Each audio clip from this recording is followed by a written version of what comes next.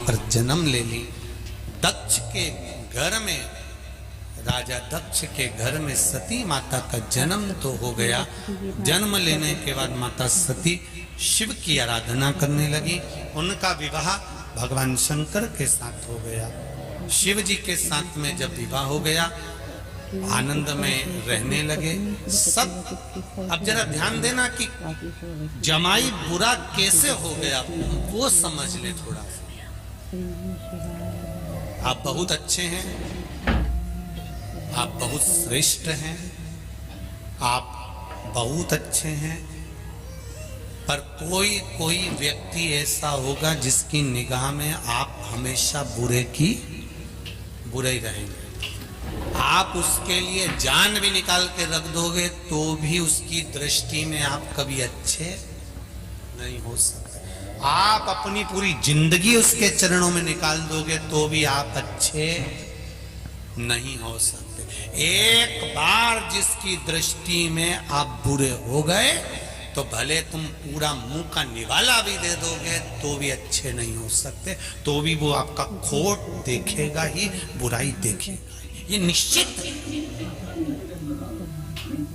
और यदि वो आप में खोट देख रहा है, आप में बुराई देख रहा है और आप उसके लिए अच्छा ही अच्छा कर रहे हैं, करो, मना नहीं है, पर तुम सोचो कि वो तुम्हारी बुराई करना बंद कर दे, वो तुम में बुरा देखना बंद कर दे, वो तुम में गलतियां देखना बंद कर दे, तो ये नहीं हो सकता। क्योंकि परमात्मा ने उसको तुम्हारे लिए पैदा ही इसलिए करा है कि तुम्हारी वो गलतियां छांटता है।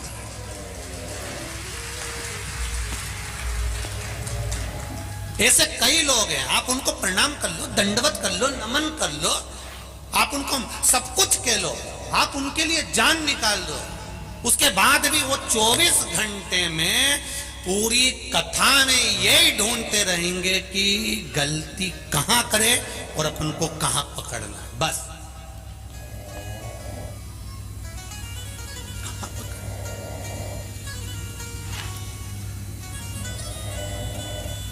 जिस बहू की निगाह में सास बुरी हो गई, जिस सास की निगाह में जो बहू बुरी हो गई, वो बहू बेचारी 24 घंटा भी काम कर लेगी ना तो भी वो बुरी की बुरी ही रहेगी।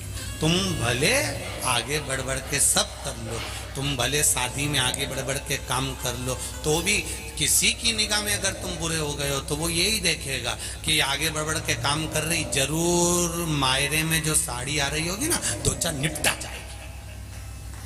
उसकी दृष्टि में तुम गलत हो गए ना तो कभी ठीक देख ही नहीं सकता। आप पूरा जान निकाल दो उसके लिए, पूरा प्राण निकाल दो आप उसके लिए, नहीं देखिए। वो बुरा देख लिया उसने तो बुरा ही रहेगा, पर यह नहीं है कि हमको उसका बुरा करना। शिव महापुराण की कथा कहती है, भगवान विष्णु ने भगवान शंकर के पास में जहर भेज दिया, विष।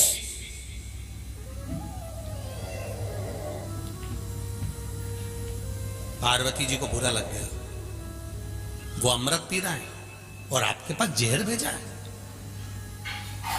देवता 33 कोटि देवी देवता अमृत पिएंगे और आपको जहर। भगवान बोले तो क्या हो गया, जहर भेजा है, पी लेते हैं। आपको मालूम है विष है, विष, मर जाओगे। शंकर भगवान ने अपनी अर्धांगिनी को जो कहा है, संसार की सारी अर्धांगिनियां इस बात को अच्छे से सुन लेना। पार्वती जी कह रही है विष पियोगे मर जाओगे।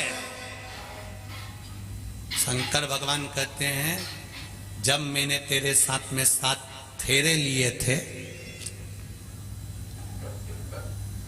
तेरे गले में मंगल सूत्र बांधा था,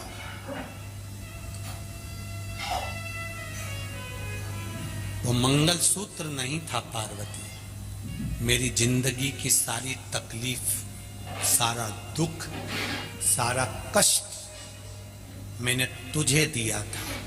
इसलिए भारत की भूमि पर पुरुष जितने व्रत नहीं करते उससे ज्यादा माताएं करती हैं, क्योंकि पति का दुख भी उसके खाते में होता है। करवा चौथ का व्रत पति नहीं करता। हाँ, कहीं कहीं का कर लेता हो तो बात दूसरी है, ये हम मना नहीं करेंगे हो। पर पति अगर व्रत करता होगा तो हमको तो ये भी सोचने में आता है कि पत्नी चलनी में मुंह देखती होगी या काय में देखता होगा। वो भी एक थोड़ा सोचने वाली बात जरूर है। पर हम शिव जी कह रहे हैं पार्वती से, पार्वती फेरे के समय पर जब छठा फेरा होता है और छठे फेरे के बाद में जब सातवां फेरा होता है, उस छठे फेरे को उलट पटे का फेरा कहते हैं। यहां जितने बैठे होंगे उनको ध्यान में होगा, छठे फेरे को उलट पटा का फेरा कहते हैं। अभी तक लड़की लड़के के दाईं ओर बैठी थी, अब इस फेरे के बाद में जब वो श्रृंगार कर कर आएगी और सातवां जब फेरा होगा तो पाटा बदल जाएगा, लड़की लड़के के बाईं ओर जाकर विराजमान हो जाएगी। इसको उलट पटा फेरा कहते हैं। इस फेरे की महत्वता किसी पंडित से, किसी ब्राह्मण जन से पूछोगे तो वो बता देगा आपको कि ये फेरे की महत्वता क्यों होती है। अर्थात इस फेरे में, इस फेरे के अंतर्गत लड़के के जिंदगी का सारा दुख, तकलीफ, कष्ट सब कुछ धर्म पत्नी अपने माथे ले लेती है।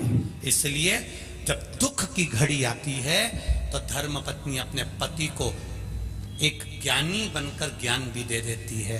तुम चिंता मत करो, हो गया ना कर्जा, धीरे धीरे चुकेगा, टेंशन लेने की जरूरत नहीं है, आप तो अपना कर्म करो, देखा जाएगा। मेरी रकम पड़ी है ना, वो दिया। धर्म पत्नी विल पावर मजबूत करती है, धर्म पत्नी बल देती है। क्यों टेंशन देते हो, मैं बैठी हूं ना, मैं चलती हूं ना तुम्हारे साथ में, मैं आगे बढ़कर काम कर दूंगी, तुम चिंता मत करो।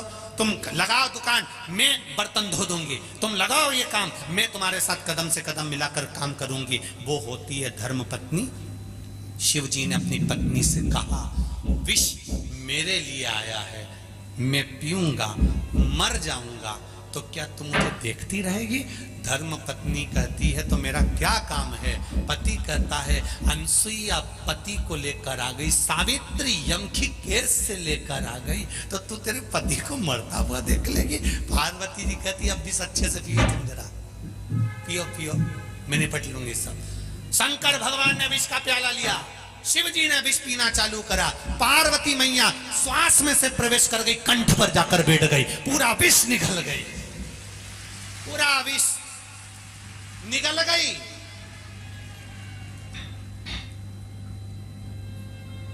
लोग पूछते हैं शंकर जी का स्वरूप नीला है, पार्वती काली कैसे हो गई? शिव जी कहते हैं विष तो उसी ने पिया था, विष तो उसी ने पिया था, कंठ में बैठी है, कंठ में।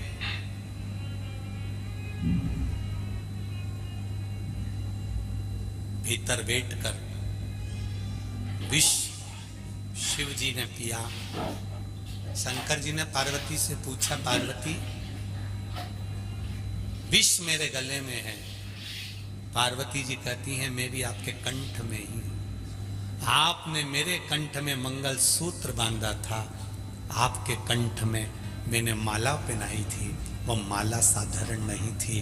तुम्हारी पार्वती तुम्हारे साथ कदम से कदम मिलाकर खड़ी, कदम से कदम मिलाकर। एक धर्म पत्नी का सबसे बड़ा धर्म है, पति अगर गलत मार्ग पर जा रहा है, व्यसन में जा रहा है, मदिरा पान में जा रहा है, मांसाहार में जा रहा है, जुए में जा रहा है, वेश्यावृत्ति में जा रहा है, धर्म पत्नी का फर्ज है उसको सुधारने का प्रयास करो। ये नहीं कि मायके में जाके बैठ जाऊंगी तो ये सुधर जाएगा। वो सिंदूर चढ़ा हुआ अभी तक बटुक भैरव था, तू गई तो काल भैरव बन जाएगा। उसको सुधारने की जवाबदारी तुम्हारी भी है, उसको संवारने की जवाबदारी तुम्हारी भी है।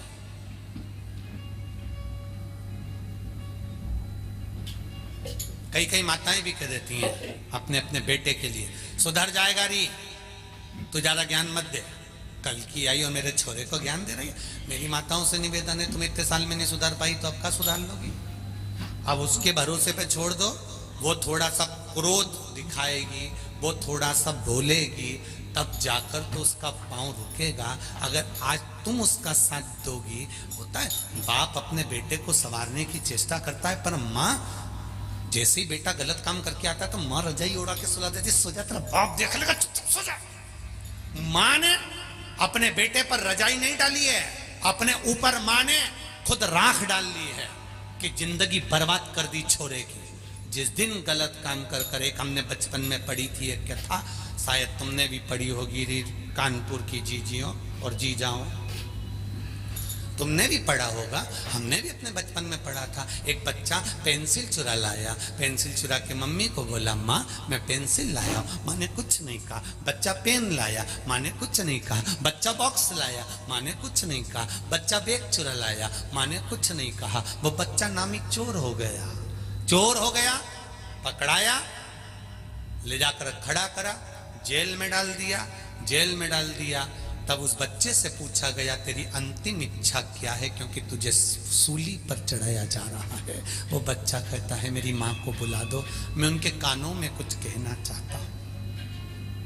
मेरी माँ को बुला दो, मेरी माँ के कानों में कुछ कहना चाहता हूँ। माँ को बुलाया, बच्चे ने अपने दांतों से माँ का कान पकड़ लिया, खून बहने लगा। पुलिस वालों ने छुड़ाया, छोड़ ये तेरी माँ है। वो कहता है आज सूली पर चढ़ाने वाली भी ये मेरी माँ है। अगर पहली बार पेंसिल चुराई थी, थप्पड़ मारती तो आज मैं चोर नहीं बनता। हम अपने बच्चों को अगर संवारेंगे तो बच्चा संवरेगा। हम अपने बच्चों को नेक मार्ग दिखाएंगे तो नेक मार्ग पर चलेगा। हम अपने बच्चे को सुधारने का प्रयास करेंगे, बच्चा सुधरेगा। आप अगर बच्चे पर रजाई डाल रहे हो तो बच्चा भी सोचेगा कि मेरी माँ मेरा पक्ष ले रही है तो वो गलत करेगा, ये निश्चित है। थोड़ा सा सवारिया हमने पढ़ा है बचपन में, शायद आपने भी पढ़ा होगा, ऐसा नहीं है कि नहीं पढ़ा होगा, पढ़ा सबने होगा।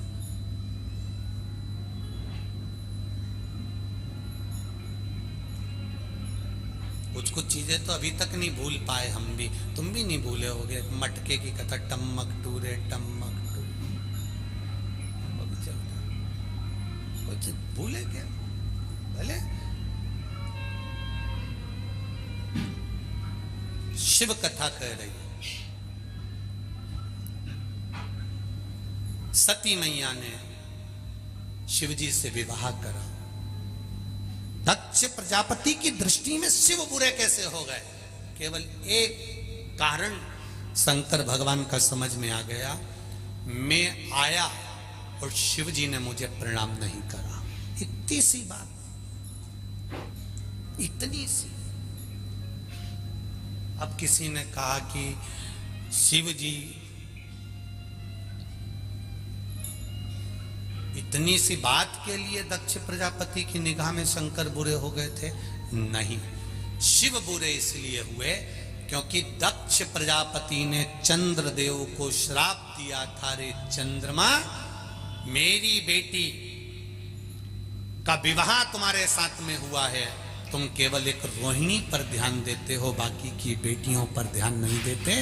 मैं तुम्हें श्राप देता हूं चंद्रमा कि तुम्हें काया का रोग हो जाएगा। चंद्रमा के शरीर में काया का रोग हो गया, काया गल गल के नीचे गिरने लगी, टपक रही है चंद्र की काया। चंद्रदेव की आंख में आंसू आ गए।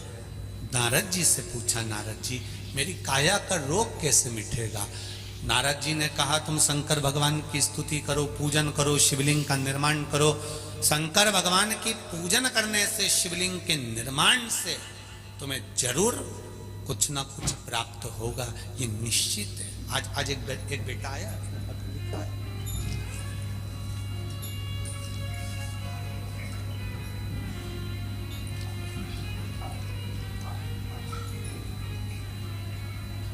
शुभम बिश्नोई, रायसेन मध्य प्रदेश से आए हैं। शुभम बिश्नोई कहीं हैं? आप ही हैं? दोनों हाथ हिला दो बाबू। श्री शिवाय नमस्तुभ्यम।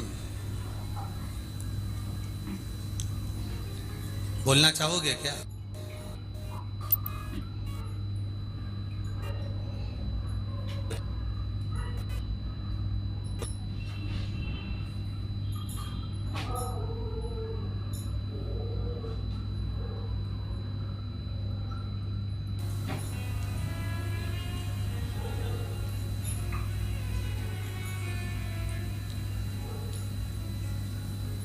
मेरा नाम शुभम विश्नोई है, रायसेन मध्य प्रदेश से मैं आया हूँ। भोलेनाथ की कृपा का क्या बखान करूँ गुरुदेव। पहले मैं मंदिर नहीं जाता था, मेरा विश्वास नहीं था भगवान पर। हम बच्चों के मन में आपने विश्वास पैदा करा है। नवयुवक लड़के लड़कियां आज अगर मंदिर जा रहे हैं, शिव जी की और आपके भाव से जा रहे हैं। पहले तो आंख में से आंसू पोंछ लो, उसके बाद बोलो, ठीक है? आंसू पोंछ के फिर बोलिए। शुभम जी, पहले तो आपको बहुत बहुत बधाई कि आप रेलवे में इंजीनियर बन गए हैं, उसकी आपको शुभकामनाएं। कहाँ से आए शुभम जी? उदयपुरा से, उदयपुरा रायसेन मध्य प्रदेश में। रायसेन मध्य प्रदेश से आए। बाबा ने क्या कृपा करी बाबू? गुरुजी, मेरा 2020 में सिलेक्शन हुआ था रेलवे में जी। मेडिकल डीबी सब हो गया था, पर काफी टाइम से लेटर माइक पास में लो, माइक। ज्वाइनिंग का लेटर नहीं आया था मेरा जी। तो बस काफी टेंशन में था, काफी टाइम तक सोचता रहता था बहुत कुछ। फिर कथा वगैरह सुनी आपकी मैंने, और रायसेन में भी कथा सुनी मैंने आपकी जी। तो वहां से आपने जो बोला ना, एक लोटा जल हर मुसीबत का हल, समस्या का हल। बस उसी दिन के उसी सेकंड डे से मैंने स्टार्ट कर दिया सुबह जल चढ़ाना, और 6 महीने के अंदर अंदर मेरा लेटर आ गया मुझे। जय हो, बधाई आपको बाबू, बहुत बहुत बधाई। आपके नैनों में जो खुशी की आंसू है उसके लिए बाबा देवाधिदेव महादेव की कृपा। आप रेलवे में इंजीनियर बने, उसकी आपको बधाई। श्री शिवाय, श्री शिवाय नमस्ते। श्री शिवाय नमस्ते। बाबू बैठिए। हर हर शिव कृपा इसी को कर। भगवान शंकर औघड़ी दयालु दातार, मेरा कैलाशी, मेरा अविनाशी, मेरा शिव देने में कमी नहीं रखता, तो उसकी कृपा होना चाहिए। दीदी दूंगा मैं, आप बैठो, दूंगा, बैठिए आप, मौका दूंगा मैं जरूर आप लोगों को। शिव कृपा का उदारता, शंकर की करुणा। महाराज, चंद्रदेव को काया का रोग हो गया। देवऋषि नारद ने कह दिया शिवलिंग का निर्माण करो, शंकर भगवान की पूजन करो। शिवलिंग के निर्माण करने से, पूजन से क्या मिलेगा? ये तो कई लोग अब शब्द कहते हैं कि गुरुजी तो शिवरात्रि पर शंकर जी का अभिषेक कराते हैं और शाम को कराते हैं, रात्रि को कराते हैं। अरे भैया, शिवरात्रि का मतलब है शिवरात्रि, रात भर शिव जी की आराधना कर सकते हो। और केवल महाशिवरात्रि से मतलब नहीं है, 12 महीने शिवरात्रि आती है, 12 महीने रात भर शंकर की आराधना कर सकते हो। मेरे शिव जी की पूजन के लिए कोई समय मेरे शंकर के लिए नहीं बताया गया कि तुम सुबह पूजन करना, कि दोपहर में करना, कि शाम को करना। शंकर जगत के पिता हैं, और पिता के कमरे में जाने के लिए बेटे को संकोच नहीं करना चाहिए। जब मर्जी पड़े तब चले। तुम्हारा मन करे जब भगवान भोलेनाथ के पास जाओ, तुम्हारा मन करे तब शिव के पास जाओ। जैसे रायसेन से आए हुए बेटे ने लिखा कि हम जैसे नवयुवक बच्चों में भगवान के प्रति विश्वास जागृत हुआ है शिव महापुराण के माध्यम से। और मेरे नवयुवक बेटा बेटियों से निवेदन है, संकोच मत करना। जैसे बेटे ने कथा सुनी, कथा सुनने के बाद दूसरे दिन से नियम बना लिया कि मेरा सब कुछ हो गया पर ज्वाइनिंग लेटर ही नहीं आ रहा, तो उसने भी तो हिम्मत कर कर शंकर के मंदिर में जाना चालू करा। लोगों ने ताने भी दिए होंगे, पढ़ा लिखा लड़का है, बताओ महाराज के कहने पे चल दिया। वो सियोर वाला महाराज ने तो लोगों को पागल करके रख रखा है, सबको मंदिर भेज देता है।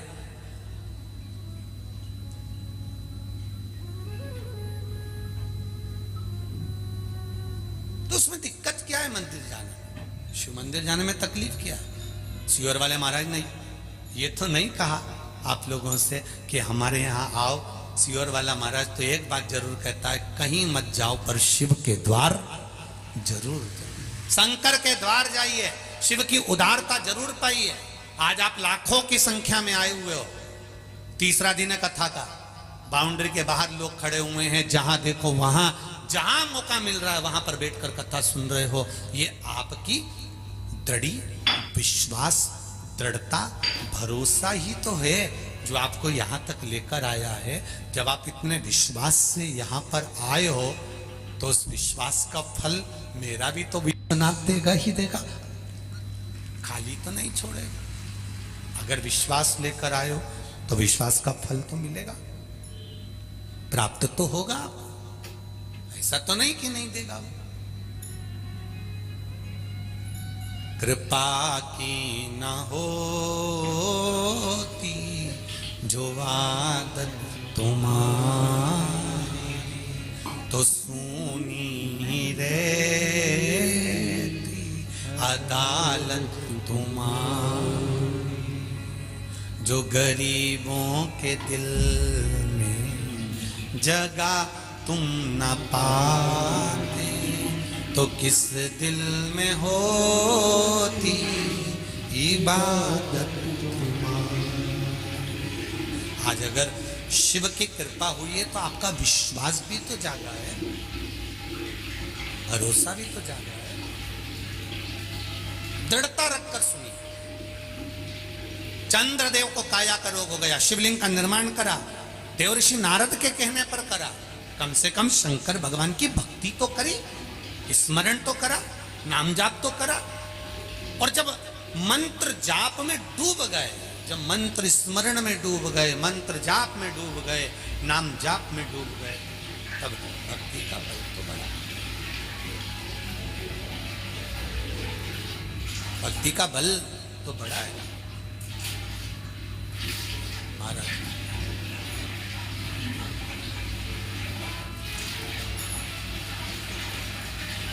उस भक्ति के बल पर शिव की आराधना।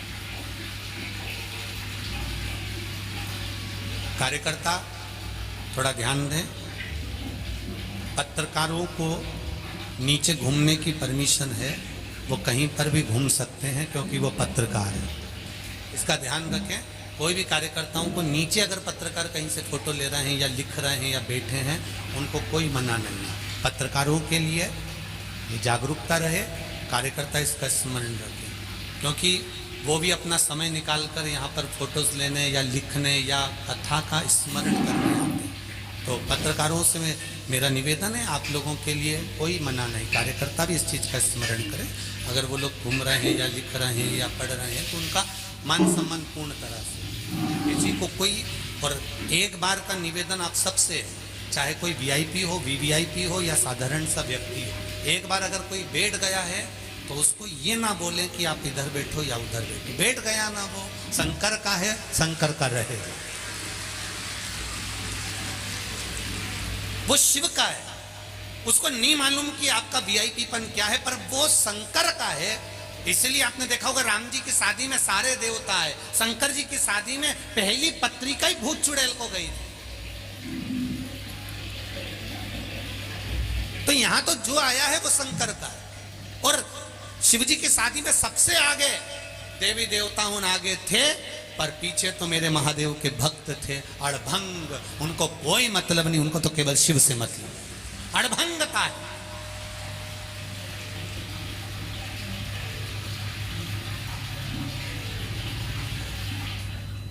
हमारा ये मना नहीं है, हमारे लिए वीवीआईपी वीआईपी और आप सब एक जैसे हो। हमारे लिए उसके लाखों दीवाने, बड़े से बड़े उसके चरणों में कंकड़ माटी से पड़े, उसके लिए सब बराबर। गुलाब जामुन खाओगे तो भी पेट में जाएगी, रबड़ी खाओगे तो भी पेट में जाएगी। हो सकता है तुम्हारे पास में अलग डिपार्टमेंट हो, तुम भेज दो तो वो अलग बात है, पर मेरे महादेव के पास में तो एक ही डिपार्टमेंट है। जो शिव की कथा में आ गया, भगवान ने कह दिया वो भले कुछ भी है उसकी झोली में भर कर भेजूंगा। वो गरीब है अमीर है जो है, उसकी झोली मुझे भर। 3 घंटे कथा का रसतत्व आपके लिए और हमारे लिए। भक्ति का बल बढ़ाए, उसका रसतत्व बढ़ाए।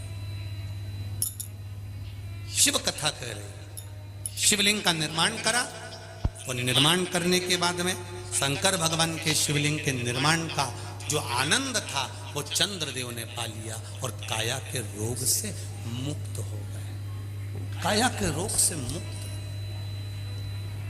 एक बात और आपसे कहेंगे, उतारिएगा।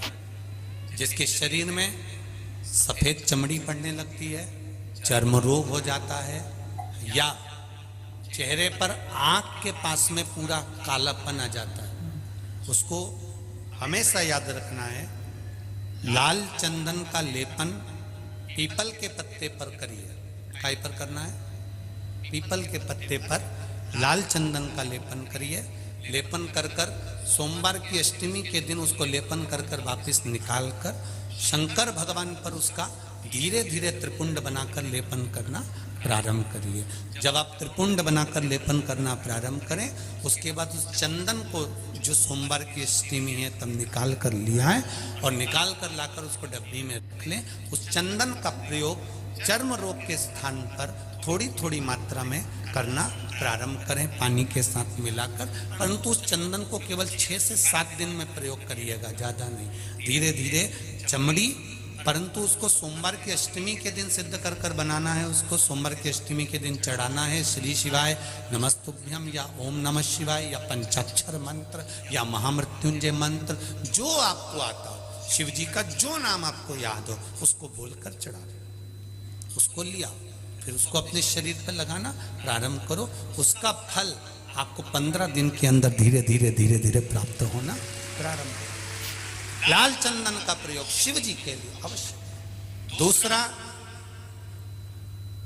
जब विषम परिस्थिति आ जाए, ऐसा लग रहा है कि आपने पशुपति व्रत कर लिया, सोमवार की अष्टमी का प्रयोग कर लिया, मैंने शंकर जी की आराधना कर ली, तो भी विषम परिस्थिति चल रही है, अभी तक कोई सुधार आने को तैयार नहीं है, तब शंकर जी के मंदिर में जब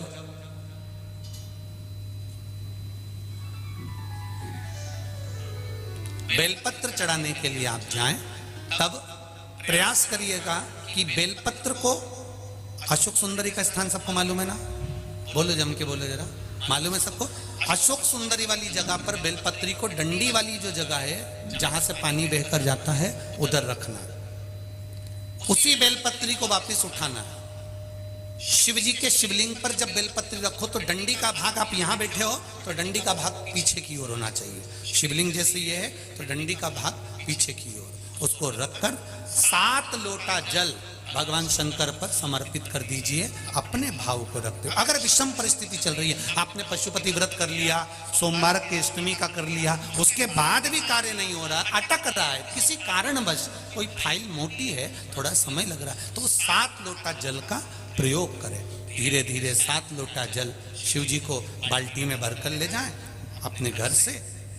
7 कलश जल शिव जी को समर्पित करना है और समर्पित करने के बाद उस बेलपत्री को वापस अपने ही घर पर लेकर आ जाना। 11 दिन 21 दिन उसको रखो, फिर उसका विसर्जन वापस किसी नदी, सरोवर, तालाब या वृक्ष के नीचे कर दीजिए। बाबा हाथ पकड़कर बाहर निकाल ही देगा। परिस्थिति अगर बहुत विचित्र, विषमता, बहुत विषम परिस्थिति में उस जगह पर इसका प्रयोग कर सकते। शंकर भगवान को रिझाना, बेलपत्र का प्रयोग भगवान शिव को रिझाने का जो आनंद है, शिव को जो मनाने का आनंद है, वो